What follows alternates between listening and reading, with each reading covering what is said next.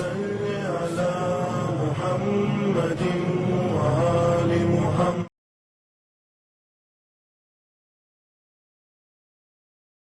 اعوذ باللہ من الشیطان الرجیم. بسم اللہ الرحمن الرحیم. اللہم صلی علی محمد وآل محمد وعجل فرجہم. السلام علیکم ورحمۃ اللہ وبرکاتہ. گناہوں سے بچنے کے طریقے. اس سیریز میں آج کے اس ایپیسوڈ میں کچھ اور طریقوں کی بھی بات کریں گے کہ جو ہمیں گناہ سے بچا سکتے ہیں، جس پر عمل کر کے انسان اپنے آپ کو گناہوں سے دور کر سکتا ہے. اور ان میں پہلا طریقہ جس کا ذکر آج کی اس ایپیسوڈ میں ہم کریں گے وہ ہے کہ ہر لمحہ خداوند عالم کو حاضر و ناظر سمجھا جائے. یقیناً خداوند عالم ہر لمحہ حاضر و ناظر ہے، لیکن یہ فکر ہم اپنے ذہنوں میں تازہ کر لیں. اگر یہ فکر تازہ ہو جائے، ہم یہ تصور کر لیں کہ یقیناً خداوند عالم ہر لمحہ حاضر و ناظر ہے، وہ دیکھ رہا ہے، وہ سن رہا ہے، وہ ہر چیز کا جاننے والا ہے. تو جب یہ فکر ہوگی تو انسان اس طرح سے زندگی کو انجام دے گا یا اس فعل کو انجام دے گا کہ جس کے ذریعے وہ خدا کا پسندیدہ ہو جائے. وہ ان فعل یا اس کاموں کو انجام نہیں دے گا کہ جو خدا کو ناپسند ہو. یعنی انسان اپنے آپ کو گناہوں سے روک پائے گا، گناہوں سے بچا پائے گا، لیکن ضرورت ہے کہ یہ فکر وہ اپنے اندر زندہ کرے، کیونکہ یہ ذہن میں تو ہوتا ہے کہ خدا ہر جگہ موجود ہے، خدا سب کچھ جاننے والا، سب کچھ دیکھنے والا، ہر ایک چیز کا سننے والا، لیکن یہ فکر ذہنوں میں تازہ نہیں ہوتی، جس بنا پر بڑے سے بڑے گناہ کو انسان انجام دیتا ہے. ہم اس دنیا کی مثال لے لیں کہ اگر ایک انسان چوری بھی کرتا ہے تو وہ چھپ چھپا کر کرتا ہے، وہ چاہتا ہے کہ کوئی اسے نہ دیکھے. اس گناہ کو کرتے وقت ہم مزید اپنی زندگی میں کتنے گناہ کو انجام دیتے ہیں، لیکن ایک لمحہ بھی کیا یہ تصور آتا ہے کہ خداوند عالم ہر لمحہ میں دیکھ رہا ہے؟ تو کیا وہ اس گناہ کو انجام دیتے ہوئے ہمیں نہیں دیکھ رہا ہوگا؟ یقیناً دیکھ رہا ہوگا. تو یقیناً پروردگار عالم کے متعلق اس چیز کو، اس فکر کو اپنے ذہنوں میں ہمیں تازہ رکھنا ہے. اور اس کے متعلق سورہ حدید کی آیت نمبر 4 میں خداوند عالم ارشاد فرماتا ہے کہ بسم اللہ الرحمن الرحیم وَهُوَ مَعَكُمْ أَيْنَمَا كُنْتُمْ. تم جہاں کہیں بھی رہو وہ خدا تمہارے ساتھ ہے. بے شک ہم کہیں پر بھی رہیں، کسی بھی مقام پر ہوں، کہیں پر بھی چلے جائیں، لیکن ہر مقام پر، ہر ذرے ذرے پر خداوند عالم کی نگاہ ہے. وہ ہر ایک چیز کا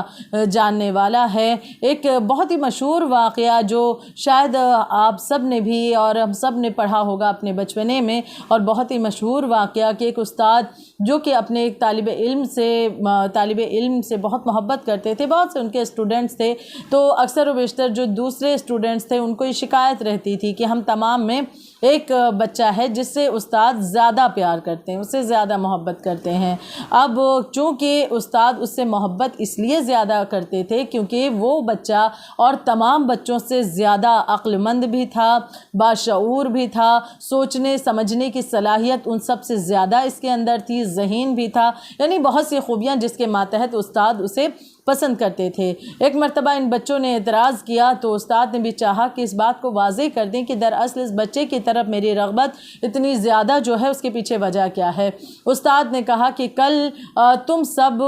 کو میں ایک کام دے رہا ہوں، اور وہ یہ ہے کہ کل ایک چڑیا ایک ایسی جگہ ذبح کر کے لے کر آنا کہ جہاں پر کوئی دیکھنے والا نہ موجود ہو، کوئی بھی دیکھنے والا موجود نہ ہو. دوسرے روز جب تمام بچے لوٹے ہیں تو وہ چڑیا کو ذبح کر کے لے کر آئے اور کہنے لگے کہ استاد محترم ہم نے اسے ذبح کیا. استاد نے پوچھا کہ اسے کہاں پر ذبح کیا؟ میں نے شرط رکھی تھی کہ جہاں کوئی دیکھنے والا نہ ہو. کسی نے کہا کہ ہم نے حمام میں اسے لے جا کر ذبح کیا، کسی نے کہا کہ ہم نے اسے تہہ خانے میں گھر کے لے جا کر کے ذبح کیا، کسی نے کسی طرح سے مثال پیش کی. لیکن وہ بچہ جو استاد کا سب سے زیادہ فیوریٹ تھا، پسندیدہ تھا، وہ بچہ اس چڑیا کو یوں ہی لے آیا اور اسے ذبح نہ کیا. ایک مرتبہ استاد نے پوچھا کہ تم نے چڑیا کو ذبح کیوں نہ کیا ان تمام بچوں کے سامنے؟ اس بچے نے یہ جواب دیا کہ استاد محترم میں جہاں کہیں بھی جاتا، چاہے تہہ خانہ ہو گھر کا، حمام ہو گھر کا، یا کوئی کمرہ ہو کہ جہاں کوئی انسان موجود نہ ہو، لیکن اس کے باوجود بھی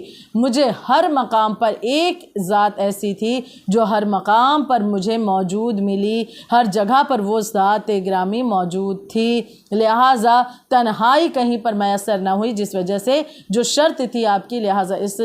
چڑیا کو میں اس طرح سے زندہ لے آیا. تمام بچے ایک مرتبہ اس بچے کا منہ دیکھنے لگے اور سوچنے لگے کیا اسے ایسا کون سا بشر ہے، ایسا کون سا شخص ہے، کس کی ایسی ذات گرامی، وہ شخصیت کس کی جو ہر مقام پر اسے موجود رہی۔ استاد سمجھ گئے اس کا جواب کہنے کا، اس بات کو پیش کرنے کا مفہوم کیا تھا، لیکن استاد نے ان بچوں کے لیے پوچھا تاکہ ان کے ذہنوں میں بات واضح ہو جائے کہ بتاؤ وہ کون تھا۔ وہ اسٹوڈنٹ کہتا ہے کہ وہ میرا اللہ تھا، وہ میرا رب تھا، وہ میرا خدا تھا کہ میں جہاں کہیں بھی جاتا وہ پروردگار عالم ہر ایک مقام پر موجود ہے، کوئی بھی ایسا مقام مجھے نہ ملا کہ جہاں پر خداوند عالم موجود نہ ہوتا، لہٰذا میں نے اسے ذبح نہ کیا، کیونکہ شرط آپ کی یہ تھی کہ جہاں کوئی نہ ہو اس مقام پر ذبح کرو۔ استاد نے ایک مرتبہ بچوں کی طرف دیکھا اور بچوں کو بھی یہ بات واضح ہو گئی کہ استاد محترم اس بچے کو زیادہ محبت کیوں کرتے ہیں، تو لہٰذا ہر لمحہ خدا کو حاضر و ناظر جو انسان سمجھے گا، یقیناً وہ گناہ سے باز آ جائے گا، اپنے آپ کو گناہ سے بچا کر کے چلے گا کہ جب یہ فکر اس کے ذہن میں تازہ ہوگی کہ پروردگار عالم ہمیں دیکھ رہا ہے۔ یقیناً بہت سے علماء کرام کا یہ معمول رہا ہے کہ وہ اکثر و بیشتر ہم بہت سی مثالیں ان کی زندگی کی دیکھیں کہ خدا کو کس طرح سے حاضر و ناظر سمجھتے تھے۔ اس میں ایک مثال یہ بھی ہم دیکھیں کہ بہت سے علماء کرام جب بات کرتے تھے تو دھیمی آواز میں بات کرتے تھے، بلند آواز میں بات نہیں کرتے تھے۔ جب لوگوں نے پوچھا تو ایک مرتبہ ان کا یہ جواب تھا کہ خداوند عالم تیز آواز میں بات کرنے کو پسند نہیں کرتا، جو اکثر و بیشتر ہم سے غلطیاں ہو جاتی ہیں کہ بات کرتے وقت لہجہ یا ہماری آواز کا جو انداز ہے وہ تیز ہو جاتا ہے۔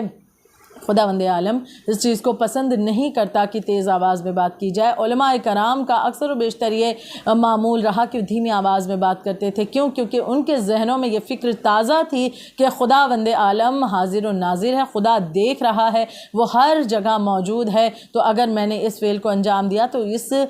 کو بھی دیکھنے والا خدا ہے اور اس چیز کو خدا پسند نہیں کرتا۔ تو اس طرح سے انسان اگر خداوند عالم کو حاضر و ناظر سمجھے تو یقیناً وہ اپنی زندگی سے گناہ کو بہت دور کر سکتا ہے۔ ایک اور طریقہ ہے گناہ سے بچنے کا، اور وہ ہے کہ گناہوں کی مصیبت سے بچنے کی نیت سے صدقہ نکالا جائے۔ دیکھیں ہم صدقہ و خیرات یقیناً نکالتے ہیں اور وہ ہم نے اپنی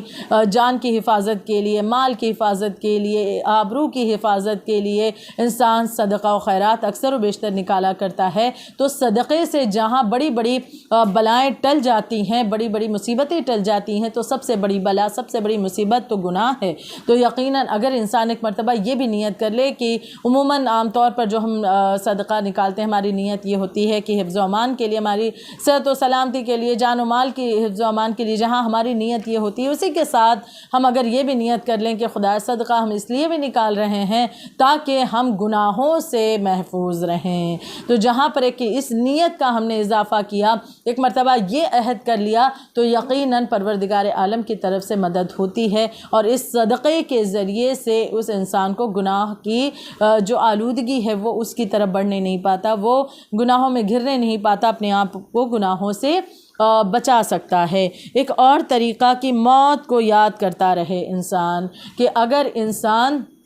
ہر لمحہ موت کو یاد کرتا رہے اور موت کے بارے میں خیال اس کے ذہن میں تازہ رہے تو وہ اپنے آپ کو گناہوں سے بچائے گا۔ کس طرح؟ کیونکہ جب موت یاد آئے گی تو یقیناً آخرت یاد آئے گی، آخرت، پھر حساب کتاب، جنت و جہنم، خدا کی طرف سے جزا، سزا، تمام چیزوں کا تصور انسان کے ذہن میں تازہ ہوگا۔ تو جب یہ چیزیں تازہ ہو جائیں گی تو ایک مرتبہ انسان اس خوف کھائے گا، اس عذاب سے، اس سزا سے جو پروردگار عالم ہمارے گناہوں کی بنا پر آخرت میں دینے والا ہے۔ تو جب موت کو یاد کرے گا تو آخرت کو یاد کرے گا، آخرت کو یاد کرے گا تو عذاب کو یاد کرے گا، اور عذاب کو اگر یاد کرے گا تو ایک مرتبہ خوف پیدا ہوگا جس کی وجہ سے وہ اس گناہ سے اپنے آپ کو بچا لے گا۔ بعض اوقات ہم یہ مثالیں بھی اس دنیا میں دیکھتے ہیں کہ اکثر و بیشتر کبھی کسی تقریر وغیرہ میں جب ہم موت کے بارے میں سنتے ہیں تو ایک مرتبہ ہم کانپ اٹھتے ہیں کہ اچھا موت کے بعد کے مراحل ایسے بھی ہیں، اتنی بھی سختیاں ہیں، یہ عذاب اس گناہ کے بنا پر ہمیں ملے گا، اتنی زیادہ سختیاں ہم پر آئیں گی، عذاب اتنے زیادہ ہمیں خداوند عالم عذاب میں مبتلا کرے گا۔ لہٰذا ان چیزوں کو جب سنتا ہے انسان تو اکثر ایسا ہوتا ہے ہے کہ وہ انسان دل ہی دل میں توبہ کرنے لگتا ہے کہ خدایا اب یہ گناہ میں انجام نہیں دوں گا، کیونکہ مزید اس کے متعلق مجھ میں یہ سکت نہیں ہے کہ میں تیرے عذاب کو برداشت کر سکوں۔ تو یقیناً جب موت کا ذکر ہوا تو انسان اپنے آپ کو خوف زدہ کرے گا اس عذاب سے اور اپنے آپ کو گناہ سے بچا پائے گا۔ تو یہی وجہ ہے کہ موت کو یاد کرے، چاہے جس اعتبار سے بھی ہو، موت کے بارے میں کچھ جاننے کی کوشش کرے، اس کے ذریعے موت کو یاد کرے، یا